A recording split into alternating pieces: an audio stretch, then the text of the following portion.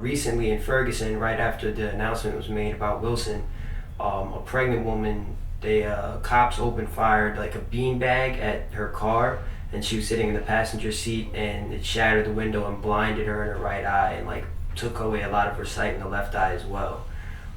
Do you think that and she wasn't doing anything, you know, her and her boyfriend were apparently just driving like through a gas station. Do you think that firearms should be taken away from police or just in general in the United States as a whole? Um, I think everybody should have firearms. I think they should let regular people walk around with like like whatever type of gun you want. Like I think they should let America be like Grand Theft Auto. I think everybody should have the full right to bear arms because at the end of the day, police carry guns to protect themselves. So we need to carry guns to protect ourselves too. Well, you said that, you know, if the world would, I mean, people should all have guns, you know, police and civilians, then they would be more like Grand Theft Auto. Do you think that that would, in a lot of ways, be worse because there's more violence? Do you think that, you know, less violence would be produced without the presence of firearms? No. If everybody had guns, people would be less tempted to do something. Violence only happens because select individuals have guns and the other ones don't. So people feel like they have a one up on other people.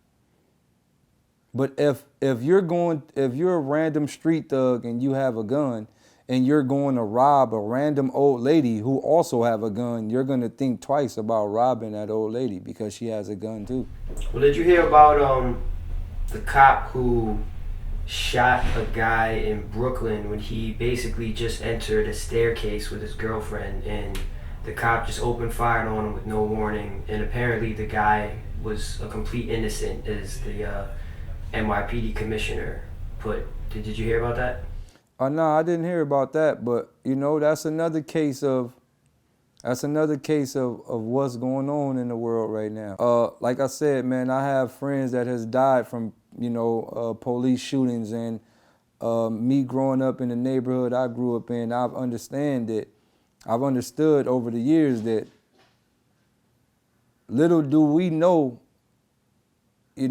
most of these police, non-African American police, um, after they kill these people, I have a few family members that has joined the police system, and they tell me about the things they hear in the locker rooms and stuff like that. And after some of these officers do stuff like that, they actually receive accomplishments and achievements. We may look at it as a bad situation, but some of these police get rewarded for some of this type of stuff. Do you think that that police officer in question who fired the shot will still be able to get off, you know, free of charge, just like Darren Wilson, even though they've already said that the guy that he shot is innocent? No, you don't, because if I go accidentally shoot a random police, I might get the death penalty. What makes a police different from a regular civilian? Yeah, you went to training. If you went to training, then there shouldn't be no accident. So actually, you're faulted even more because you're supposed to train for stuff like this. In police academy, how not to shoot before you, when you turn a corner, you supposed to look before you shoot. You know what I'm saying? In the law, quote unquote, what we know, firing up on somebody is supposed to be the last option. So to just open fire, there's no such thing as an accidental shooting. It's not possible. Do you think that Darren Wilson shooting Mike Brown had some racist intentions behind it? And do you think he would have done the same thing if Mike Brown was white? No, and this is the difference, and this is why I try to explain to people in the difference between the law. A black guy gets pulled over by the police. Soon as the police get out the car, they already got their hands on their gun. They're waiting for any false movement. They'll shoot with the snap of the fingers. Even when your hands up and out the window, they still ready to shoot.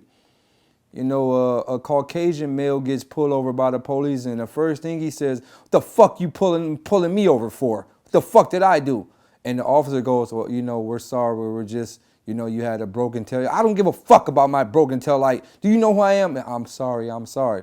But, you know, let a black person do that, and first thing they're going to do is pull you out the car and handcuff you. Watch your language. Don't speak to me like that. So it's a difference. If that had been white, I've seen white people run out in the street with guns and police still didn't shoot them. They taser them. Because there was a video that was online not too long ago, shortly after the Wilson verdict, where it showed an older white man inside of, I think, a fast food establishment beating up, like literally fist fighting with like two cops, and he was beating up one of them, and they didn't shoot him. I think maybe at the end they might have tasered him, but I didn't even remember seeing a taser happen. They were legit just, he was fighting the cops. That's what I'm trying to say. If a black man even looks threatening to a cop, they automatically shoot. There's no ifs, ands, or buts. They shoot. So that's what I'm saying. The law is designed to kill us, man. It's literally designed to kill us. And it's designed to give them leeway. We know who the real police is. There's no difference from the police and the KKK. They're the same people. For black and Hispanic, you know, Asian cops that are not from, you know, a very Caucasian background, do you think that they still hold the same type of perception of other minorities, or, you know, black people or Spanish people when they see them that a white cop might have?